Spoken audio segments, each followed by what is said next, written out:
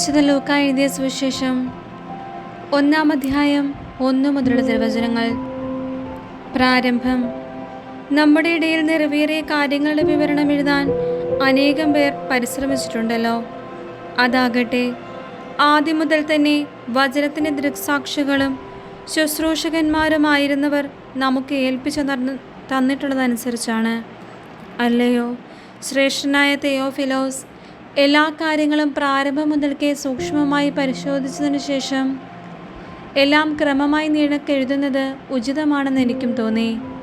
അത് നിന്നെ പഠിപ്പിച്ചിട്ടുള്ള വചനങ്ങളുടെ വിശ്വസ്തതയെക്കുറിച്ച് നിനക്ക് ബോധ്യം വരാനാണ്. സ്നാപക യോഹന്നാൻ്റെ ജനനത്തെക്കുറിച്ച് അറിയിപ്പ്. ഹേറോദേസ് യൂദയ രാജാവായിരുന്ന കാലത്ത് അബിയായുടെ ഗണത്തിൽ സക്കറിയ എന്നൊരു പുരോഹിതനുണ്ടായിരുന്നു. അഹ്റോന്റെ പുത്രിമാരിൽപ്പെട്ട എലിസബത്ത് ആയിരുന്നു അവൻ്റെ ഭാര്യ. അവർ ദൈവത്തിൻ്റെ മുൻപിൽ നീതിനിഷ്ഠരും കർത്താവിൻ്റെ കൽപ്പനകളും പ്രമാണങ്ങളും കുറ്റമറ്റ വിധം അനുസരിക്കുന്നവരുമായിരുന്നു. അവർക്ക് മക്കളുണ്ടായിരുന്നില്ല. എലിസബത്ത് വന്ധ്യയായിരുന്നു. ഇരുവരും പ്രായം കവിഞ്ഞവരുമായിരുന്നു. തൻ്റെ ഗണത്തിന് നിശ്ചയിക്കപ്പെട്ടിരിക്കുന്ന ക്രമമനുസരിച്ച് ദൈവസന്നിധി ശുശ്രൂഷ നടത്തി വരവേ പൗരോഹിത്യ വിധി പ്രകാരം കർത്താവിൻ്റെ ആലയത്തിൽ പ്രവേശിച്ച് ധൂപം സമർപ്പിക്കാൻ സക്കറിയായ്ക്ക് കുറിവീണു. ധൂപാർപ്പണ സമയത്ത് സമൂഹം മുഴുവൻ വെളിയെ പ്രാർത്ഥിച്ചുകൊണ്ടിരുന്നു.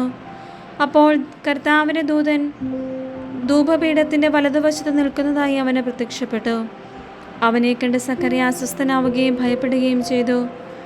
ദൂതൻ അവനോട് പറഞ്ഞു, സക്കറിയ, ഭയപ്പെടേണ്ട, നിന്റെ പ്രാർത്ഥന കേട്ടിരിക്കുന്നു. നിന്റെ ഭാര്യ എലിസബത്തിൽ നിനക്കൊരു പുത്രൻ ജനിക്കും. നീ അവന് യോഹന്നാൻ എന്ന് പേരിടണം. നിനക്ക് ആനന്ദവും സന്തുഷ്ടിയും ഉണ്ടാകും. അനേകർ അവൻ്റെ ജനനത്തിൽ ആഹ്ലാദിക്കുകയും ചെയ്യും. കർത്താവിൻ്റെ സന്നിധിയിൽ അവൻ വലിയവനായിരിക്കും. വീഞ്ഞോ മറ്റു ലഹരി പാനീയങ്ങളോ അവൻ കുടിക്കുകയില്ല. അമ്മയുടെ ഉദരത്തെ വെച്ച് തന്നെ അവൻ പരിശുദ്ധാത്മാവിനാൽ നിറയും. ഇസ്രായേൽ മക്കളിൽ വളരെ പേരെ അവരുടെ ദൈവമായ കർത്താവിലേക്ക് അവൻ തിരികെ കൊണ്ടുവരും.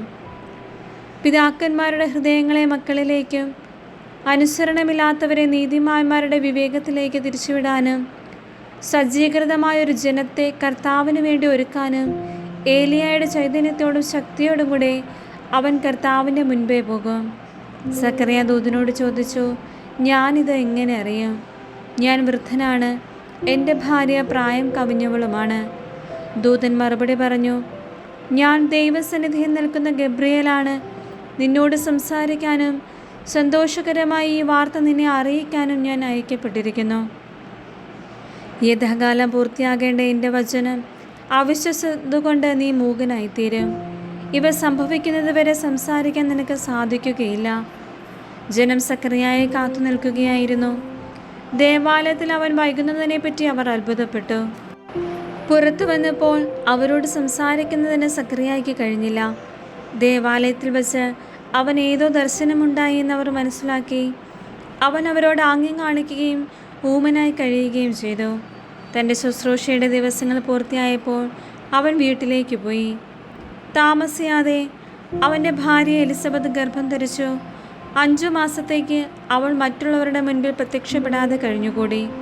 അവൾ പറഞ്ഞു, മനുഷ്യരുടെ ഇടയിൽ എനിക്കുണ്ടായിരുന്ന അപമാനം നീക്കിക്കളയാൻ കർത്താവിനെ കടാക്ഷിച്ച് എനിക്കിത് ചെയ്തു തന്നിരിക്കുന്നു. യേശുവിൻ്റെ ജനനത്തെക്കുറിച്ച് അറിയിപ്പ്. 6-ാം മാസം ഗബ്രിയേൽ ദൂതൻ ഗലീലയിൽ നസ്രത്ത് എന്ന പട്ടണത്തിൽ ദാവീദിന്റെ വംശത്തിൽപ്പെട്ട ജോസഫ് എന്നു പേരായ പുരുഷനുമായി വിവാഹം നിശ്ചയം ചെയ്തിരുന്ന കന്യകയുടെ അടുത്തേക്ക് ദൈവത്താൽ അയക്കപ്പെട്ടു. അവളുടെ പേര് മറിയമെന്നായിരുന്നു.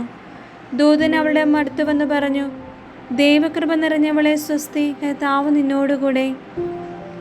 ഈ വചനം കേട്ട് അവൾ വളരെ അസ്വസ്ഥയായി. എന്താണ് ഈ അഭിവാദനത്തിൻ്റെ അർത്ഥമെന്ന് അവൾ ചിന്തിച്ചു. ദൂതൻ അവളോട് പറഞ്ഞു, മറിയമേ, നീ ഭയപ്പെടേണ്ട. ദൈവസന്നിധിയിൽ നീ കൃപ കണ്ടെത്തിയിരിക്കുന്നു. നീ ഗർഭം ധരിച്ചൊരു പുത്രനെ പ്രസവിക്കും. നീ അവന് യേശു എന്ന് പേരിടണം. അവൻ വലിയവനായിരിക്കും.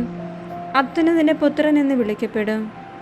അവൻ്റെ പിതാവായ ദാവീദിന്റെ സിംഹാസനം ദൈവമായ കർത്താവ് അവന് കൊടുക്കും. യാക്കോബിൻ്റെ ഭവനത്തിന്മേൽ അവൻ എന്നേക്കും ഭരണം നടത്തും. അവൻ്റെ രാജ്യത്തിന് അവസാനമുണ്ടാകുകയില്ല. മറിയം ദൂതനോട് പറഞ്ഞു, ഇതെങ്ങനെ സംഭവിക്കും? ഞാൻ പുരുഷനെ അറിയുന്നില്ലല്ലോ. ദൂതൻ മറുപടി പറഞ്ഞു, പരിശുദ്ധാത്മാവ് നിന്റെ മേൽ വരും, അത്യുന്നതന്റെ ശക്തി നിന്റെ മേൽ ആവസിക്കും. ആകയാൽ ജനിക്കാൻ പോകുന്ന ശിശു പരിശുദ്ധൻ, ദേവപുത്രൻ എന്ന് വിളിക്കപ്പെടും. ഇതാ, നിന്റെ ചാർച്ചക്കാരി വൃദ്ധയായ എലിസബത്തും ഒരു പുത്രനെ ഗർഭം ധരിച്ചിരിക്കുന്നു. വന്ധ്യയെന്ന് പറഞ്ഞിരുന്ന അവൾക്ക് ഇത് 6-ാം മാസമാണ്. ദൈവത്തിന് ഒന്നും അസാധ്യമല്ല. മറിയം പറഞ്ഞു, ഇതാ കർത്താവിൻ്റെ ദാസി, നിന്റെ വാക്ക് എന്നിൽ നിറവേറട്ടെ. അപ്പോൾ ദൂതൻ അവളുടെ മുമ്പിൽ നിന്ന് മറഞ്ഞു. എലിസബത്ത് മറിയത്തെ സ്തുതിക്കുന്നു. ആ ദിവസങ്ങളിൽ മറിയം യൂദയായിലെ മലമ്പ്രദേശത്തുള്ള ഒരു പട്ടണത്തിലേക്ക് തിടുക്കത്തിൽ യാത്ര പുറപ്പെട്ടു. അവൾ സക്കറിയയുടെ വീട്ടിൽ പ്രവേശിച്ച് എലിസബത്തിനെ അഭിവാദനം ചെയ്തു. മറിയത്തിൻ്റെ അഭിവാദനം കേട്ടപ്പോൾ എലിസബത്തിൻ്റെ ഉദരത്തിൽ ശിശു കുതിച്ചു ചാടി. എലിസബത്ത് പരിശുദ്ധാത്മാവ് നിറഞ്ഞവളായി. അവൾ ഉദ്ഘോഷിച്ചു, നീ സ്ത്രീകളിൽ അനുഗ്രഹീതയാണ്, നിന്റെ ഉദരഫലവും അനുഗ്രഹീതം. എൻ്റെ കർത്താവിൻ്റെ അമ്മ, എൻ്റെ അടുത്തു വരാനുള്ള ഈ ഭാഗ്യം എനിക്ക് എവിടെ നിന്ന്? ഇതാ, നിന്റെ അഭിവാദന സ്വരം എൻ്റെ ചെവികളിൽ പതിച്ചപ്പോൾ ശിശു എൻ്റെ ഉദരത്തെ സന്തോഷത്താൽ കുതിച്ചു ചാടി. കർത്താവ് അരുളി ചെയ്ത കാര്യങ്ങൾ നിറവേറുമെന്ന് വിശ്വസിച്ചവൾ ഭാഗ്യവതി. മറിയത്തിൻ്റെ സ്തോത്രഗീതം. മറിയം പറഞ്ഞു, എൻ്റെ ആത്മാവ് കർത്താവിനെ മഹത്വപ്പെടുത്തുന്നു. എൻ്റെ ചിത്തം എൻ്റെ രക്ഷകനായ ദൈവത്തിൽ ആനന്ദിക്കുന്നു. അവിടുന്ന് തൻ്റെ ദാസിയുടെ താഴ്മയെ കടാക്ഷിച്ചു. ഇപ്പോൾ മുതൽ സകല തലമുറകളും എന്നെ ഭാഗ്യവതി എന്ന് പ്രകീർത്തിക്കും. ശക്തനായവൻ എനിക്ക് വലിയ കാര്യങ്ങൾ ചെയ്തിരിക്കുന്നു. അവിടുത്തെ നാമം പരിശുദ്ധമാണ്. അവിടുത്തെ ഭക്തരുടെ മേൽ തലമുറകൾ തോറും അവിടുന്ന് കരുണ വർഷിക്കും. അവിടുന്ന് തൻ്റെ ഭുജം കൊണ്ട് ശക്തി പ്രകടിപ്പിച്ചു. ഹൃദയവിചാരത്തിൽ അഹങ്കരിക്കുന്നവരെ ചിതറിച്ചു. ശക്തന്മാരെ സിംഹാസനത്തിൽ നിന്ന് മറിച്ചിട്ടു. എളിയവരെ ഉയർത്തി. വിശക്കുന്നവരെ വിശിഷ്ട വിഭവങ്ങൾ കൊണ്ട് സംതൃപ്തരാക്കി. സമ്പന്നരെ വെറുങ്കൈയോടെ പറഞ്ഞയച്ചു. തൻ്റെ കാരുണ്യം അനുസ്മരിച്ചുകൊണ്ട് അവിടുന്ന് തൻ്റെ ദാസനായ ഇസ്രായേലിനെ സഹായിച്ചു. നമ്മുടെ പിതാക്കന്മാരായ അബ്രാഹത്തോടും അവൻ്റെ സന്തതികളോടും എന്നേക്കുമായി ചെയ്ത വാഗ്ദാനം അനുസരിച്ച് തന്നെ. മറിയം അവരുടെ കൂടെ 3 മാസത്തോളം താമസിച്ചു. പിന്നെ വീട്ടിലേക്ക് മടങ്ങി. സ്നാപക യോഹന്നാൻ്റെ ജനനം. എലിസബത്തിന് പ്രസവ സമയമായി. അവളൊരു പുത്രനെ പ്രസവിച്ചു. കർത്താവ് അവളോട് വലിയ കാരുണ്യം കാണിച്ചിരിക്കുന്നു എന്ന് കേട്ട അയൽക്കാരും ബന്ധുക്കളും അവളോടൊത്ത് സന്തോഷിച്ചു. 8-ാം ദിവസം അവർ ശിശുവിൻ്റെ പരിചയത്തിന് വന്നു. പിതാവിൻ്റെ പേരനുസരിച്ച് സക്കറിയ എന്ന് അവന് പേര് നൽകാൻ അവർ ആഗ്രഹിച്ചു. എന്നാൽ ശിശുവിൻ്റെ അമ്മ അവരോട് പറഞ്ഞു, അങ്ങനെയല്ല, അവൻ യോഹന്നാൻ എന്ന് വിളിക്കപ്പെടണം. അവർ അവളോട് പറഞ്ഞു, നിന്റെ ബന്ധുക്കളിൽ ആർക്കും ഈ പേരില്ലല്ലോ. ശിശുവിന് എന്തു പേര് നൽകാനാണ് ആഗ്രഹിക്കുന്നതെന്ന് അവൻ്റെ പിതാവിനോട് അവർ ആംഗ്യം കാണിച്ച് ചോദിച്ചു. അവനൊരു എഴുത്തുപലക വരുത്തി അതിലെഴുതി, യോഹന്നാൻ എന്നാണ് അവൻ്റെ പേര്. എല്ലാവരും അത്ഭുതപ്പെട്ടു. തൽക്ഷണം അവൻ്റെ വായ് തുറക്കപ്പെട്ടു, നാവ് സ്വതന്ത്രമായി. അവൻ ദൈവത്തെ വാഴ്ത്തിക്കൊണ്ട് സംസാരിക്കാൻ തുടങ്ങി. അയൽക്കാർക്കെല്ലാം ഭയമുണ്ടായി. യൂദയായിലെ മലനാട്ടിലെങ്ങും ഈ സംഗതികൾ സംസാര വിഷയമാവുകയും ചെയ്തു. കേട്ടവരെല്ലാം ഈ ശിശു ആരായിത്തീരുമെന്ന് ചിന്തിച്ചു തുടങ്ങി. കർത്താവിൻ്റെ കരം അവനോട് കൂടെ ഉണ്ടായിരുന്നു. സക്കറിയായുടെ പ്രവചന ഗീതം. അവൻ്റെ പിതാവായ സക്കറിയ പരിശുദ്ധാത്മാവിനാൽ നിറഞ്ഞു പ്രവചിച്ചു. ഇസ്രായേലിൻ്റെ ദൈവമായ കർത്താവ് വാഴ്ത്തപ്പെട്ടവൻ. അവിടുന്ന് തൻ്റെ ജനത്തെ സന്ദർശിച്ച് രക്ഷിച്ചു. തൻ്റെ ദാസനായ ദാവീദിൻ്റെ ഭവനത്തിൽ നമുക്ക് ശക്തനായ ഒരു രക്ഷകനെ ഉയർത്തി. ആദ്യം മുതൽ തൻ്റെ വിശുദ്ധന്മാരായ പ്രവാചകന്മാരുടെ അധരങ്ങളിലൂടെ അവിടുന്ന് അരുളി ചെയ്തതുപോലെ ശത്രുക്കളിൽ നിന്നും നമ്മെ വെറുക്കുന്നവരുടെ കയ്യിൽ നിന്നും നമ്മെ രക്ഷിക്കാനും നമ്മുടെ പിതാക്കന്മാരുടെ വാഗ്ദാനം ചെയ്ത കാരുണ്യം നിവർത്തിക്കാനും നമ്മുടെ പിതാവായ അബ്രഹാത്തോട് ചെയ്ത അവിടുത്തെ വിശുദ്ധമായ ഉടമ്പടി അനുസ്മരിക്കാനും ശത്രുക്കളുടെ കൈകളിൽ നിന്ന് വിമോചിതരായി നിർഭയം പരിശുദ്ധിയിലും നീതിയിലും എപ്പോഴും അവിടുത്തെ മുൻപിൽ ശുശ്രൂഷ ചെയ്യാൻ വേണ്ട അനുഗ്രഹം നമുക്ക് നൽകാനുമായിട്ടാണ് ഇത്.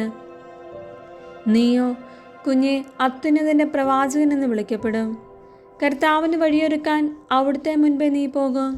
അത് അവിടുത്തെ ജനത്തിന് പാപമോചനം വഴിയുള്ള രക്ഷയെക്കുറിച്ച് അറിവ് കൊടുക്കാനും നമ്മുടെ ദൈവത്തിൻ്റെ കാരുണ്യാതിരം കൊണ്ട് ഉയരത്തിൽ നിന്നുള്ള ഉദയരശ്മി നമ്മെ സന്ദർശിക്കുമ്പോൾ ഇരുളിലും മരണത്തിന് നിഴലിലും ഇരിക്കുന്നവർക്ക് പ്രകാശം വീശാനും സമാധാനത്തിൻ്റെ മാർഗത്തിലേക്ക് നമ്മുടെ പാദങ്ങളെ നയിക്കാനും വേണ്ടിയാണ്. ശിശു വളർന്നു, ആത്മാവിൽ ശക്തിപ്പെട്ടു. ഇസ്രായേലിന് വെളിപ്പെടുന്നത് വരെ അവൻ മരുഭൂമിയിലായിരുന്നു.